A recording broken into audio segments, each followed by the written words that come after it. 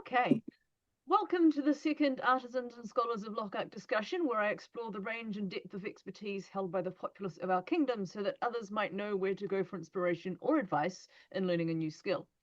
Today I'm talking to Mistress Aliena de Savigny, member of the Order of the Laurel since 2016, who specialises in early medieval stuff, especially research and hand sewing. At Canterbury Fair, she often holds book talk sessions for reference book recommendations, as well as Mending Monday and Fix It Friday. As well as those excellent initiatives, it was she who provided me with many of the questions I ask during these discussions. So please welcome Mistress Aliena. Yay! I've been watching a lot of the Muppets recently, so I feel like I should go, yay! We'll try not to Kermit flail in the background too much. Oh, nothing wrong with Kermit. He's great. Anywho, so hello and welcome. So first question, what drew you to your art? I suppose that's a tricky one because I tricky. wouldn't say I'm precisely tied to one particular thing. Yeah. So I suppose the starting point is the description of what the hell is my art. Go on, tell me. I'd sort of describe it as textile stuff. So Textiles, probably more early period than late from an SCA perspective. So probably more 1000 and earlier than the later end, more researchy end than the sort of absolute master craftsperson specialist in a particular area. But my hand sewing isn't too bad. So I like sewing. I like making things with textiles. In terms of the art side, yeah. In terms of the things, it's sort of a mix of both the research side of things and the actual making of things is a nice balance of stuff, I find. I like research rabbit holes and will gleefully get into them. Things. I mean, that probably started with an academic background. Okay, I have a PhD in astronomy, which is not precisely medieval stuff, but it leans on I'm fairly comfortable with an academic literature search and review and am willing to get technical papers and read someone's PhD thesis for fun. I also like extant stuff. Just the whole actually seeing material culture and what people have made, and both from the high-end, absolutely amazing craftsmanship through to the what's an everyday item? What were the things people were using in their day-to-day lives type things? Yeah. What needs to still work when it's been used for a while and stuff? Yeah. But also just playing with string. I'll caveat that I prefer my string pre-assembled. So I don't spin stuff, but I'm happy to work from string on up through from weaving stuff, tablet weaving, nala binding, through to embroidery and garment making and everything else. I like doing things with my hands to do the stuff. I would have said it was more purely hand sewing, but these days I swear slightly less when dealing with the sewing machine, and I can make it do a bit more comfortably. They're good when you want them to do long straight lines. They're very useful. It saves your arms having to do a lot with the long straight lines. Yeah. But I find with long straight lines is that it's harder to like sit and watch TV with the going on. You have to pick your podcast carefully if you're going to be using the sewing machines, and possibly it's pause things for a bit and then resume. Yeah. Do it while you're pinning and then pause, which can be annoying and break the flow in itself. I was just thinking that in terms of your astronomy is that I've actually got a friend at Penzic who does classes in like the night sky at Penzic when it's all dark and like telling the time, looking at the stars. And I'm like, maybe one of those could be cool. It would be cool, but I specialized in physics, and nucleosynthesis is less adaptable to a sort of SCA context for things. Yeah. I'm not too bad at working out where the constellations, but there's a lot of amateur astronomers are actually far better at wandering out into the night sky and being able to go, that star shouldn't be there. We'll just check. No, that is actually a nova. No people like that. Or you're more like, that's a star, that's how it works. Yeah. Things go explode. But more technically than me. Yeah. Spread it out into rainbows. Sit in front of a computer a lot. So basically what drew you to your art is you like the research, so the things you do are based on you look at doing the research to find a thing, and then trying to make the thing, as long as you don't have to spin the thread yourself. Yeah, the making things is, I find it relaxing as long as it's working well. If it's not working well, that's less relaxing. But yeah. It's what the naughty corner's for. Yeah. Okay. So was the all the stuff something you expected to like? You always had this bent. Well, to a certain extent, if you're willing to do an entire PhD, then you can't be scared of research for things. Yeah. And undergraduate was a mix of the physics and maths in large quantities, but also trying to do the occasional paper, which was non-maths related, which ranged from, at the time, medieval Arthurian romance through to cultural impact of the 12th century Renaissance. And I think philosophy was the other one. Oh, no, they managed to bring vectors even into the 12th century Renaissance one, but that was Gothic architecture and the points involved. So. Well, at least you were someone But who's yeah, like, a lot I of know this what was you're sort of talking about, rather than someone like me who would have been going, what does this mean? but a lot of it was getting involved with the SCA when I started in uni. So catching up with people and learning about things there. And universities have good libraries. Yes. I miss that. Yes, now that I'm back at uni for master's stuff, there is like, I'm taking my time to do this master's, partly because life, busy, but also I can go chase rabbit holes because I've got a university library at my disposal now. Journal access. Yeah. I miss journal access. Yeah. Hit me up. I'm going to be a student for a while. University libraries, wonderful things. Unless I don't know how the open access stuff works if you're not actually paying to be a student, but yeah.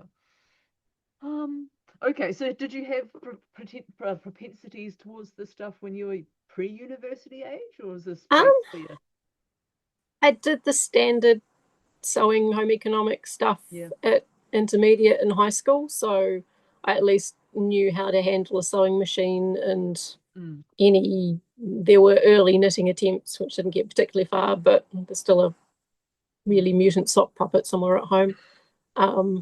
But it was probably more the going to uni and discovering, hey, you could actually make a bunch of things. And it was started out on the garb side of things. Just you're trying to make your first clothes to be able to go to events in, and grew from there. Yeah, because I will say I always did, like I did sewing at uni. I mean, sewing at school, primary school and at school. And my grandmother, like when I went down there for one holiday, I basically spent the entire time on her sewing machine. When I was about 8. I think Dad still might be using the pot holder thing I made for him. But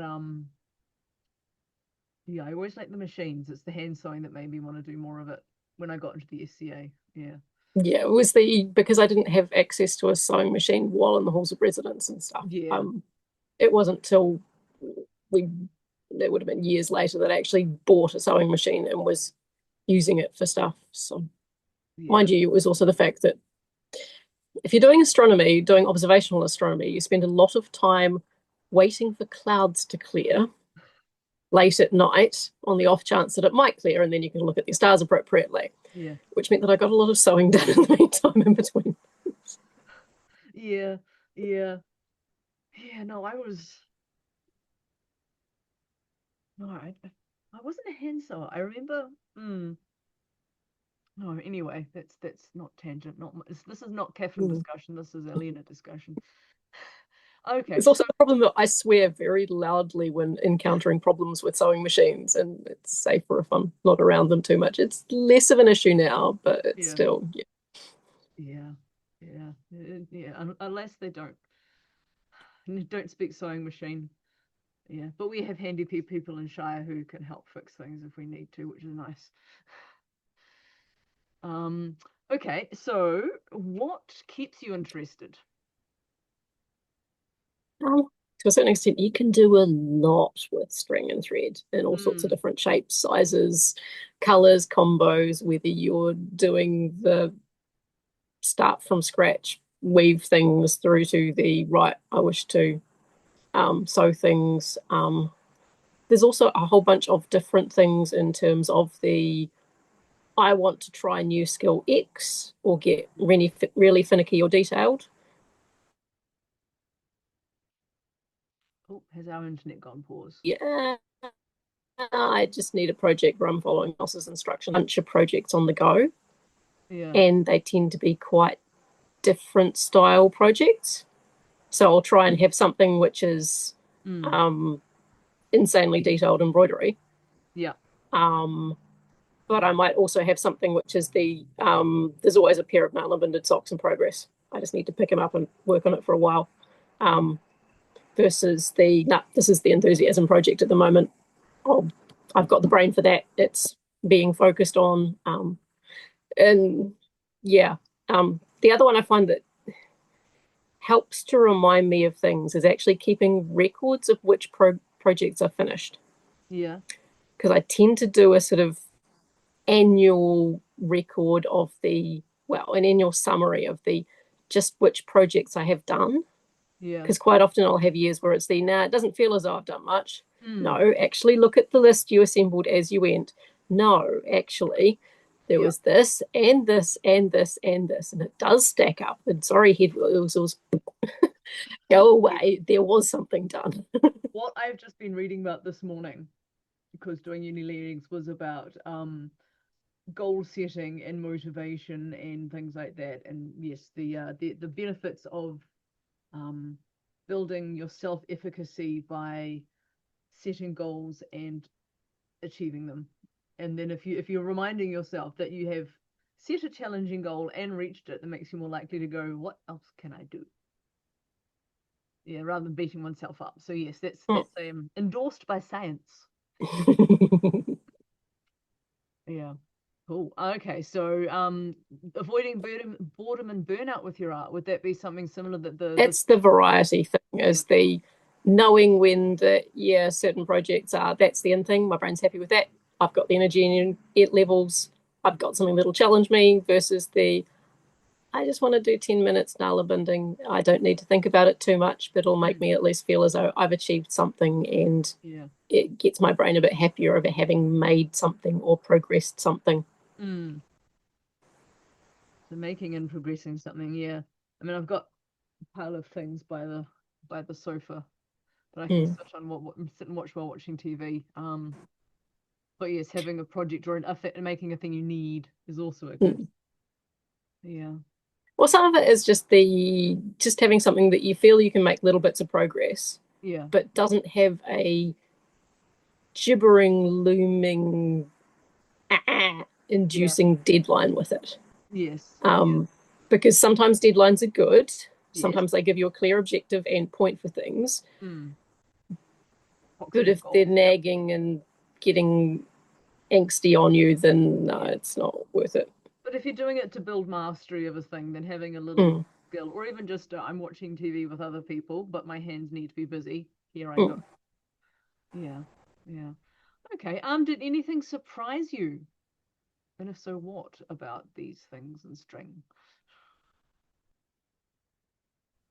I don't really know.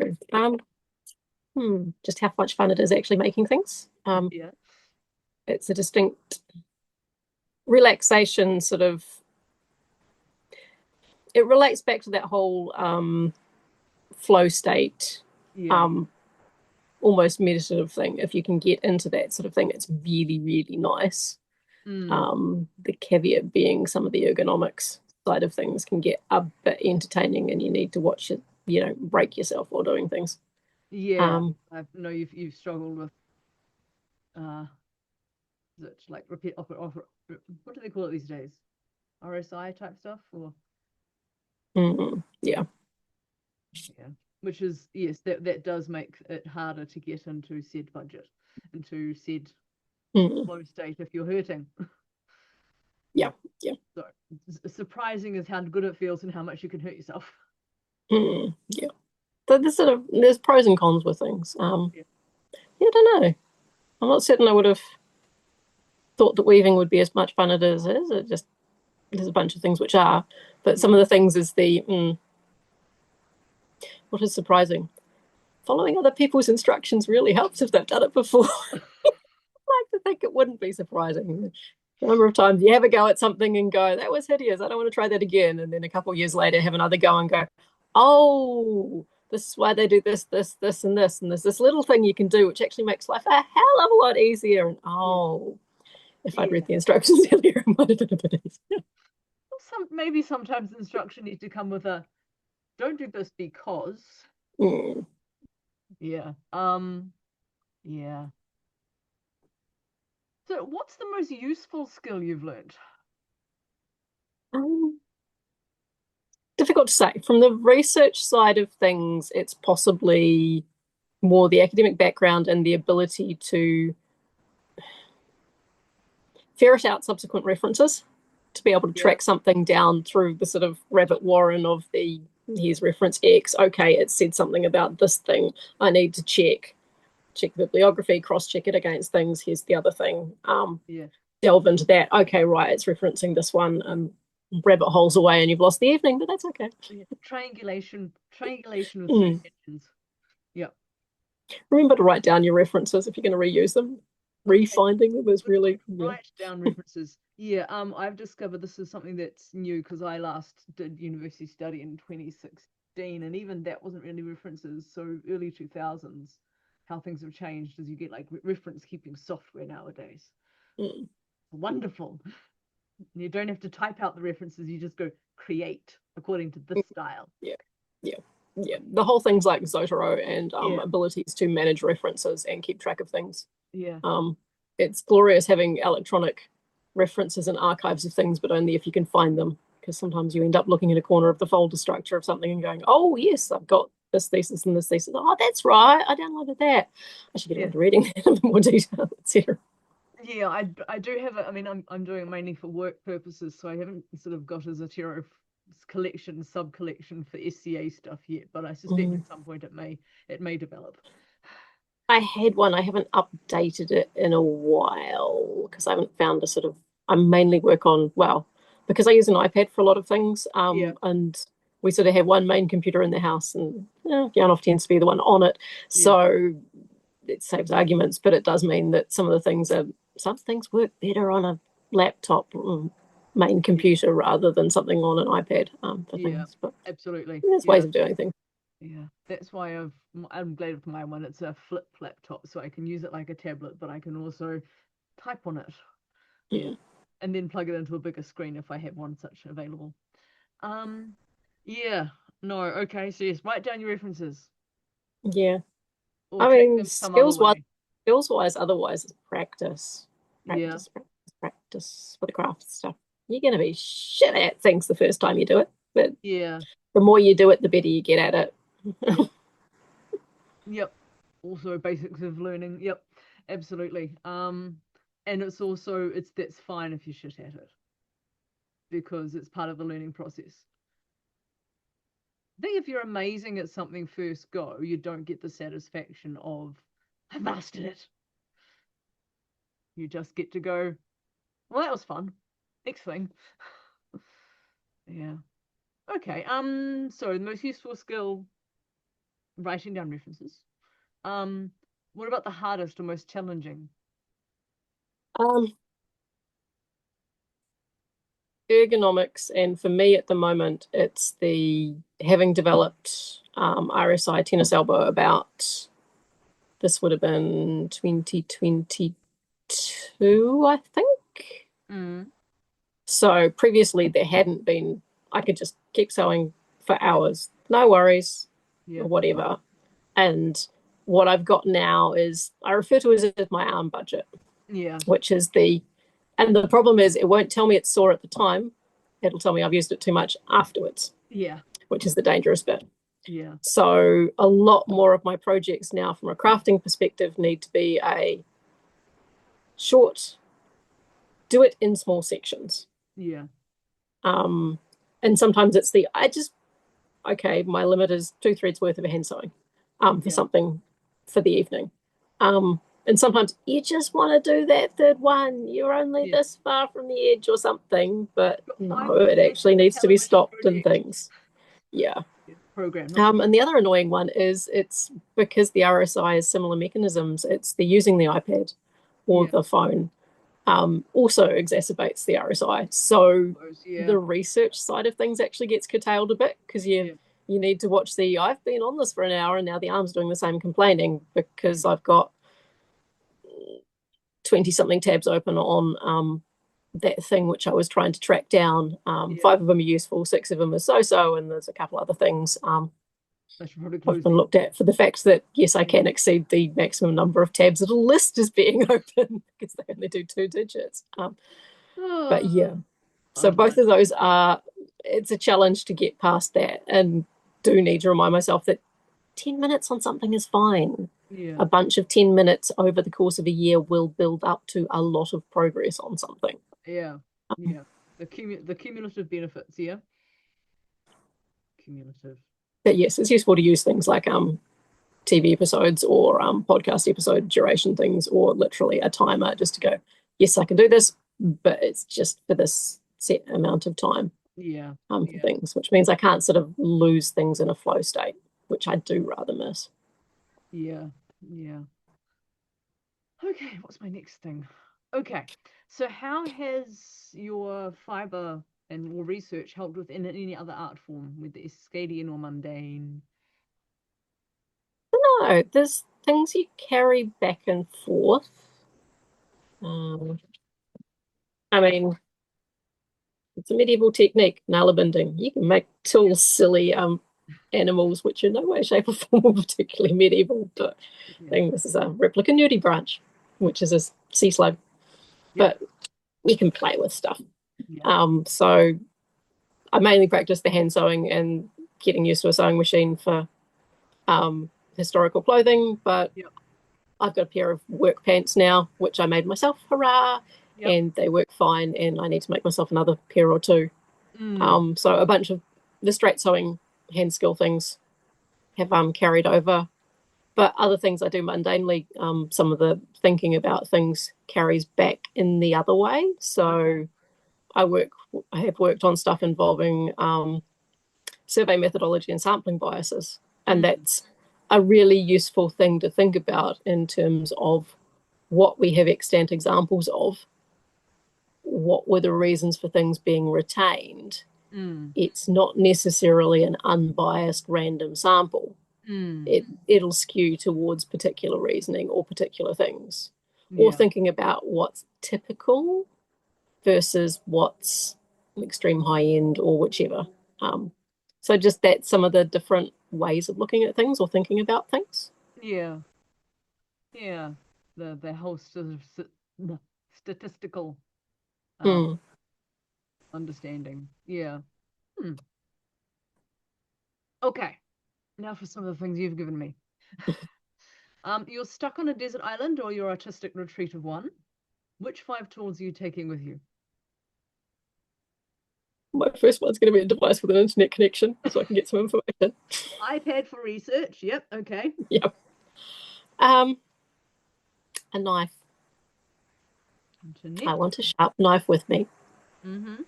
Because then, depending on how well supplied my desert island is, I want some sticks with me.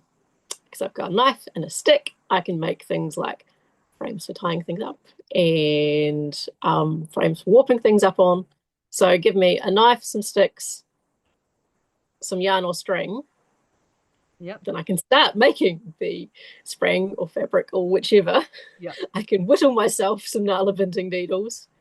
And things, but I do want some standard needles as well.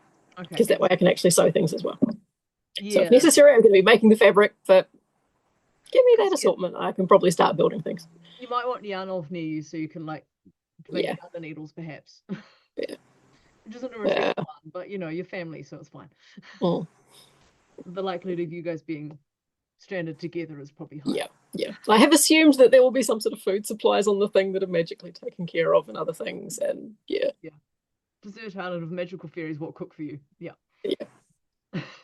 Because otherwise there's laundry infrastructure and I'd like some medications, thank you very much. So living through science and chemistry.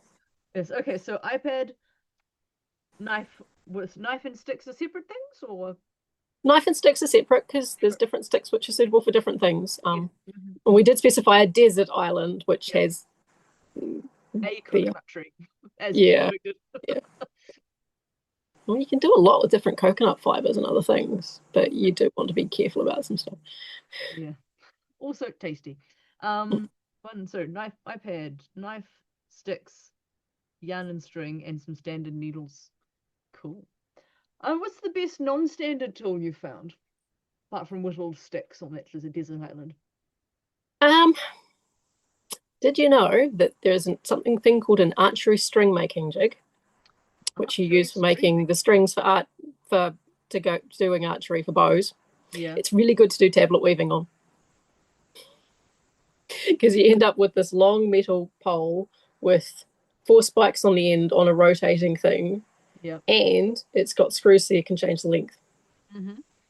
So if you warp up your tablet weaving over the top Yeah. around, then as you're weaving, the warp will shrink Yeah. as it gets woven into the things and it takes up the length. Yeah. And that means you can just adjust the tensioning and get it back to the right things. Yeah. So it's really, really useful for that. Cool. Also, The other one is if absolutely necessary, given a bunch of metal spikes, you can make a walking board out of a bookcase.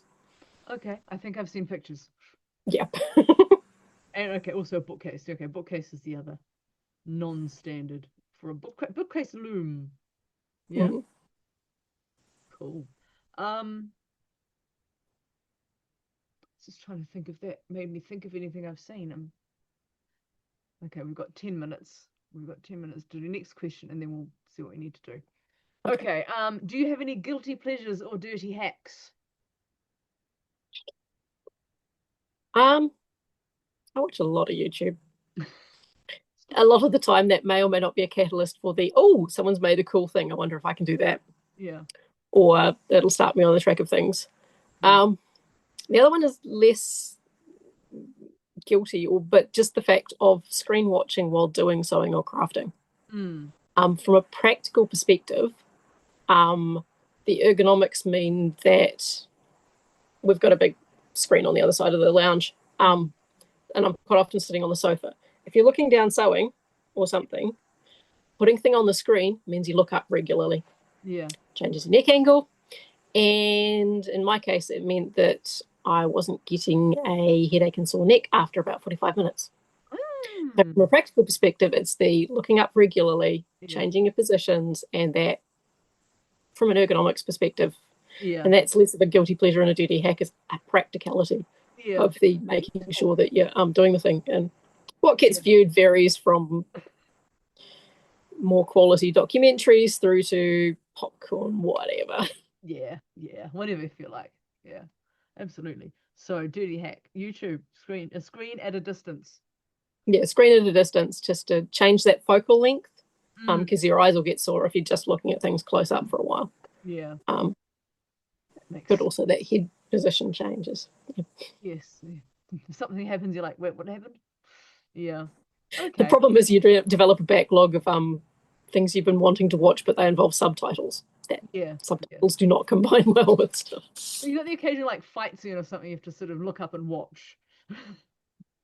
Yeah. Um. Okay. What's next?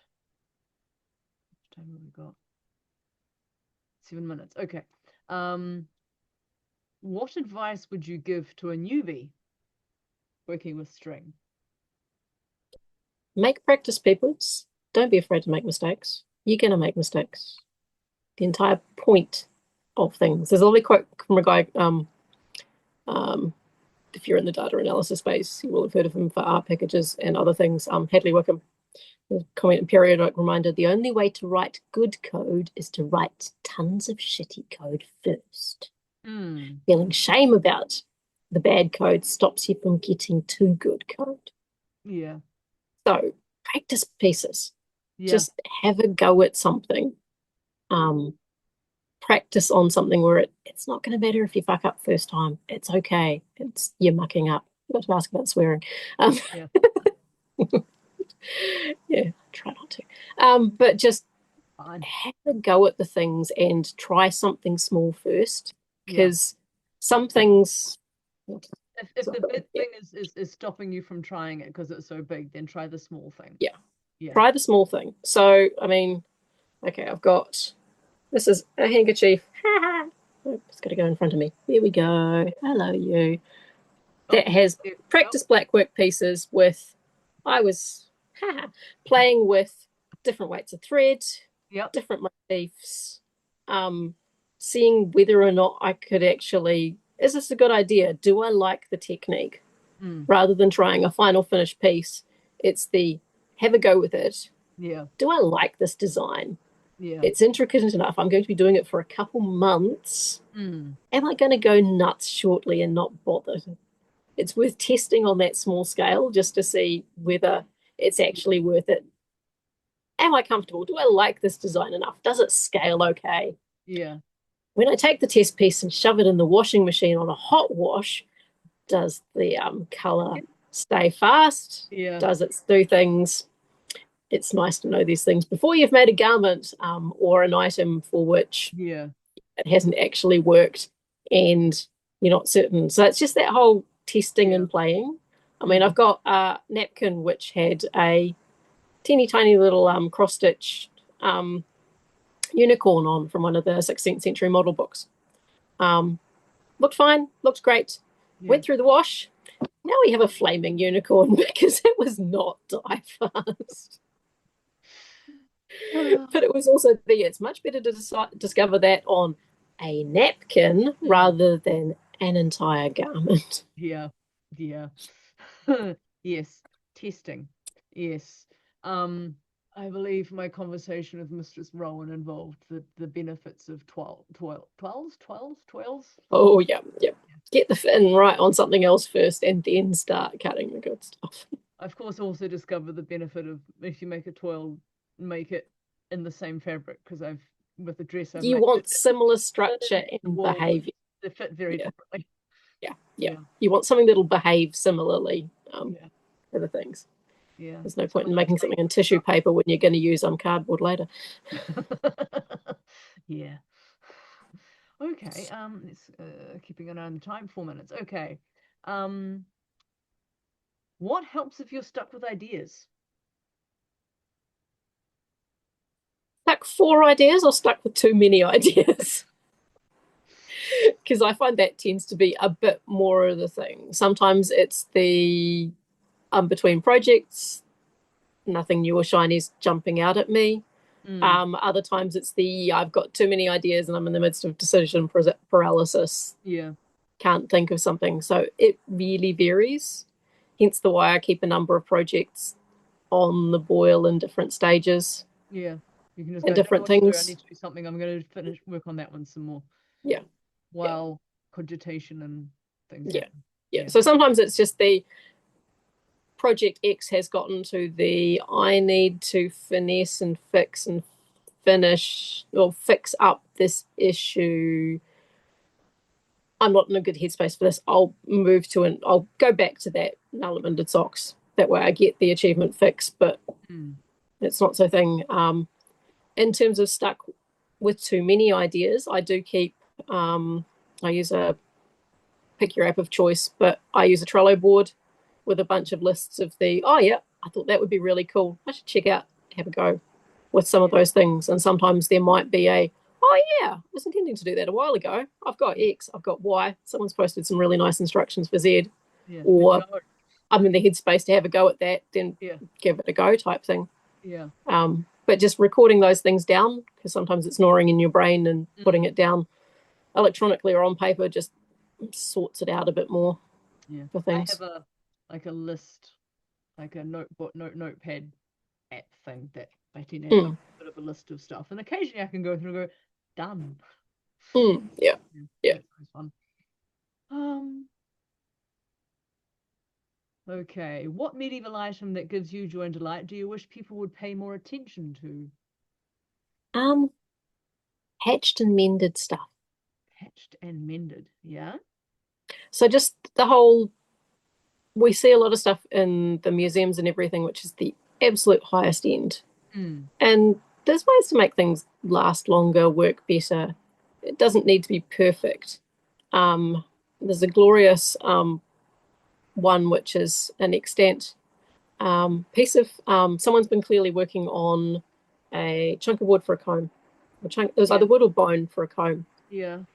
And it's a whole bunch of you've got to very carefully line up the slits and to do the teeth. And this was clearly someone's first piece or practice piece because they're and it's just a lovely piece of someone learning how to do it. Yeah.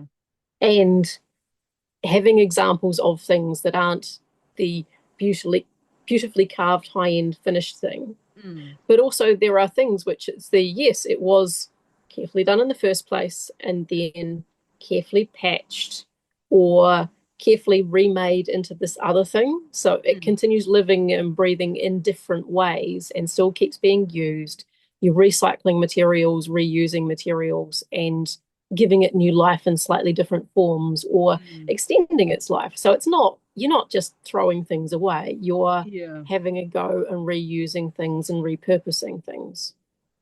So just there are a bunch of extant items where you can see that. There's one which is a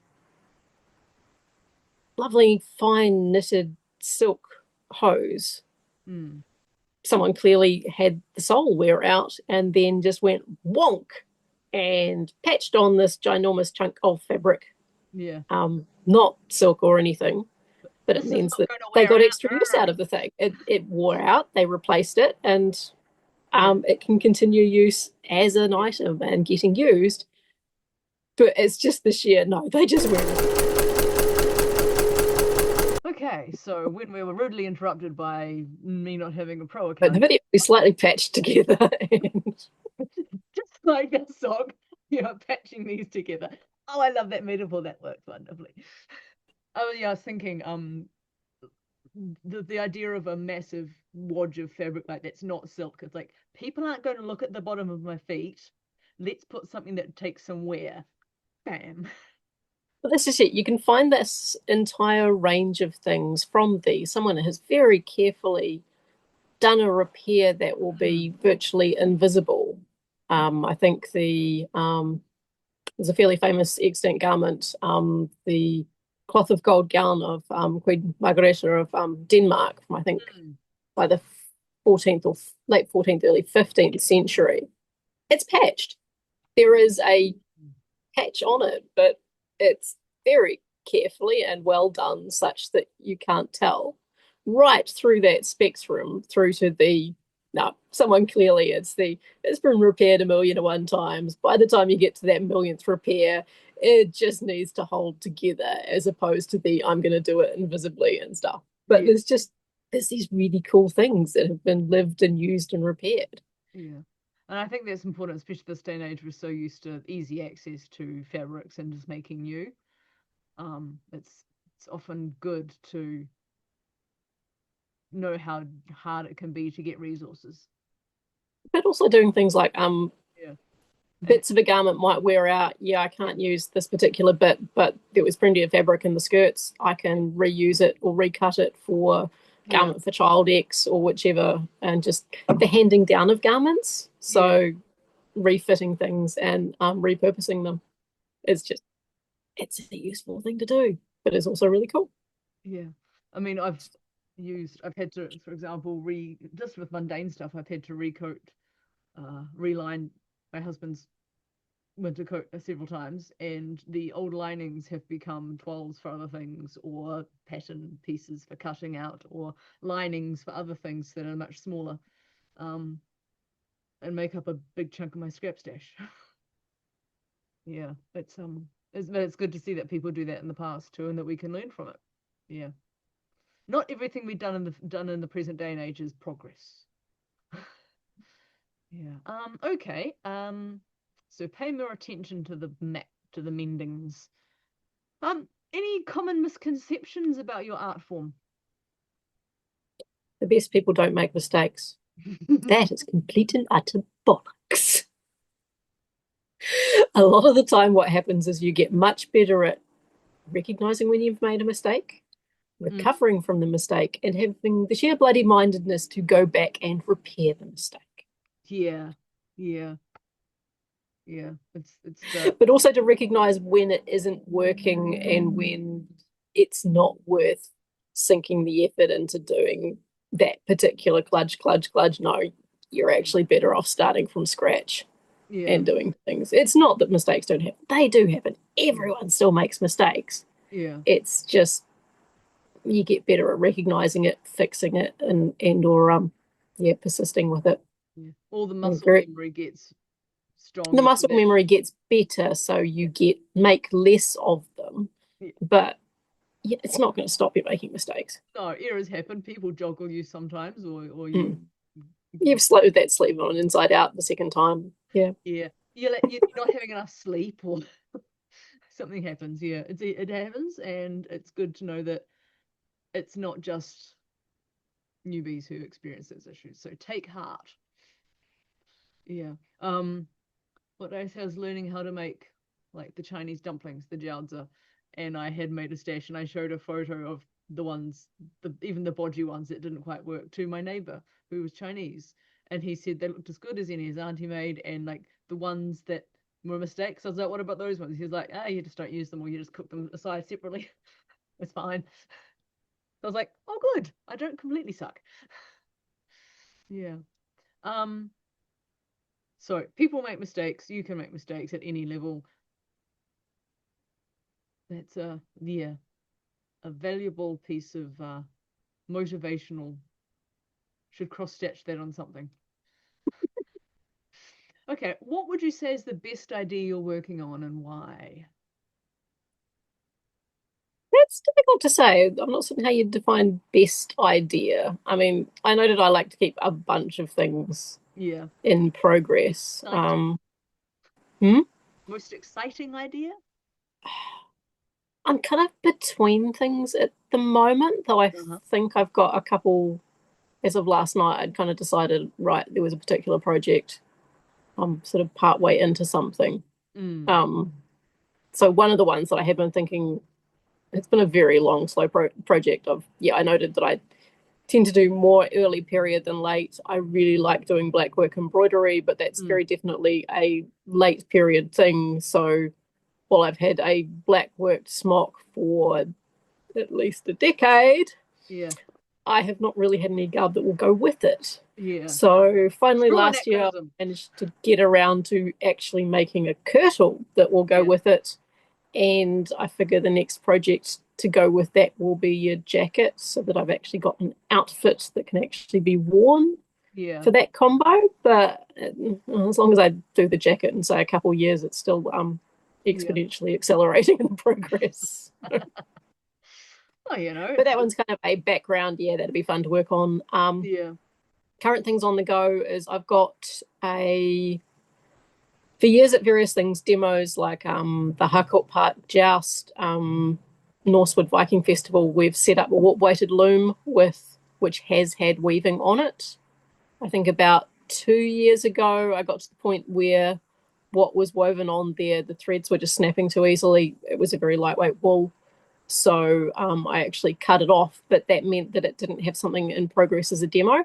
yeah, So currently, the bookcase downstairs has a piece of having a go at tablet woven header yeah, because that was a commonly used technique for in sort of Anglo-Saxon Viking era when you're using a warp weighted loom yeah, for starting things. And I'd never had a go at that. So currently, that is the threads are all warped up. But the next step is to take that off the bookcase so that we don't have a bunch of spikes sticking out of the bookcase to impale people on as they walk past, mm-hmm. and actually attach that to the warp weighted loom frame and get that set up with the heddle rod and the appropriate bits and weighted with the loom weights, but then carefully sort of roll it up so it can stay in demo mode for later projects.